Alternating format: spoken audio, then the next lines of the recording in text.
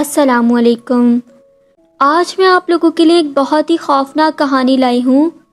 کہانی میں آگے بڑھنے سے پہلے اگر آپ نے ابھی تک ہمارے چینل کو سبسکرائب نہیں کیا تو ابھی سبسکرائب کر لیجئے اور بیل بٹن پریس کرنا بالکل مت بھولیے گا تاکہ لیٹسٹ اپلوڈ ہونے والی ویڈیوز کی نوٹیفیکیشن آپ کو بر وقت ملتے رہیں۔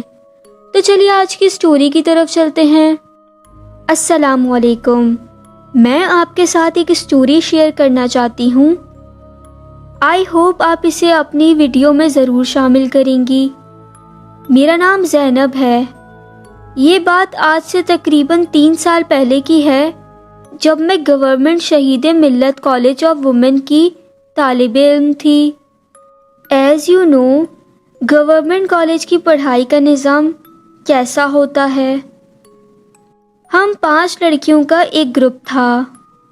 ہم ساتھ بیٹھا کرتے تھے اور جو بھی اپنا ٹائم ہوتا ہم گروپ میں ہی آپس میں اسپینڈ کیا کرتے تھے۔ سٹوری کچھ یوں ہے کہ ایک دن ہمارے ایک سبجیکٹ کی کلاس تھی اور اس سبجیکٹ کی ٹیچر اس دن نہیں آئی تھی کالج، تو ہم سب بالکل فری تھے۔ میں اپنے کالج کے بارے میں بتاتی چلوں کہ یہ گورنمنٹ کالج عزیز آباد شیل پیٹرول پمپ کے بالکل اپوزٹ ہے، اور مین گیٹ سے انٹر ہوتے ہی ایک بڑا سا پیسیج ہے اور اسی کے سامنے گراؤنڈ فلور پر کچھ کلاسز بنی ہوئی ہیں، اور پھر فرسٹ فلور ہے اور اس کے اوپر چھت ہے۔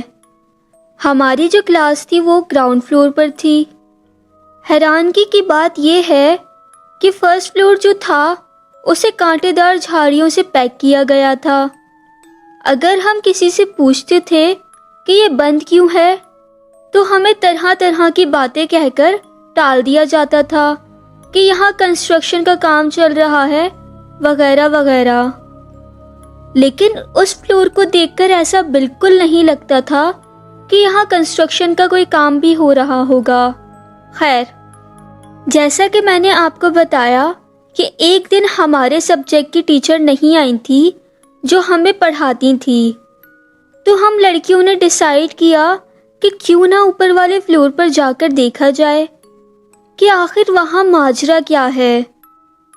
ہم میں سے 3 لڑکیوں نے اس بات پر حامی بھر لی کہ چلو چلتے ہیں اور دیکھتے ہیں کہ آخر ماجرا کیا ہے، اور باقی 2 لڑکیاں بہت ڈرتی تھیں تو انہوں نے صاف انکار کر دیا کہ ہم نہیں جائیں گے۔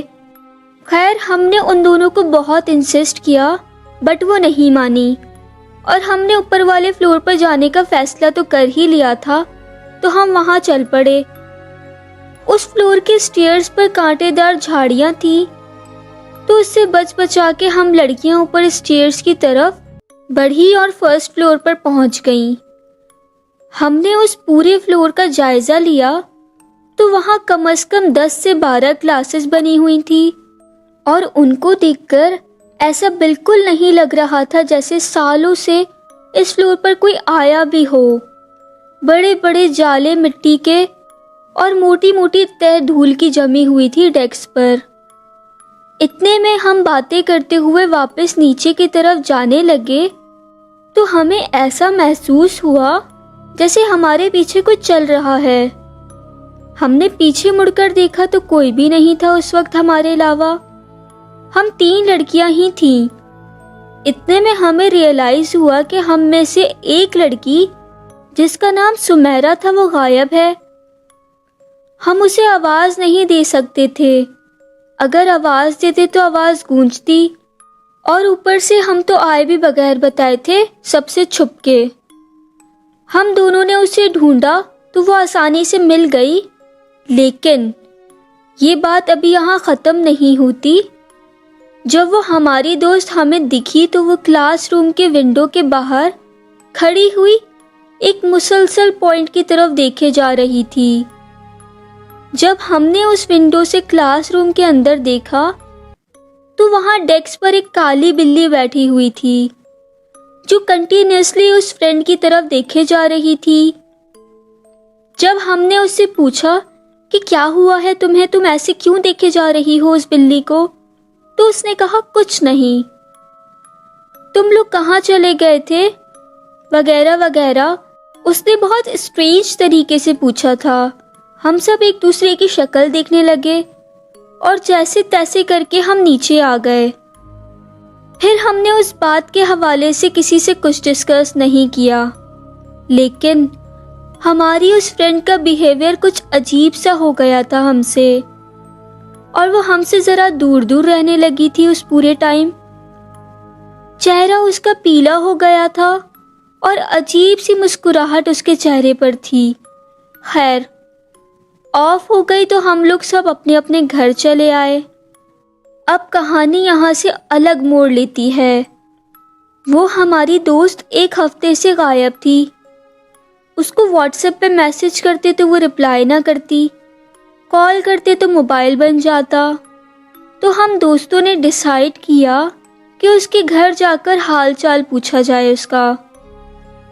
جب ہم اس کے گھر گئے تو دیکھ کر حیران رہ گئے کہ ہماری وہ دوست ایک بیڈ پر لیٹی ہوئی تھی اور اس کے آس پاس بیڈ کے چاروں طرف عجیب قسم کے تعویذات رکھے ہوئے تھے، جسے دیکھ کر ایسا لگ رہا تھا کہ جیسے کوئی حصار میں باندھا گیا ہو اسے۔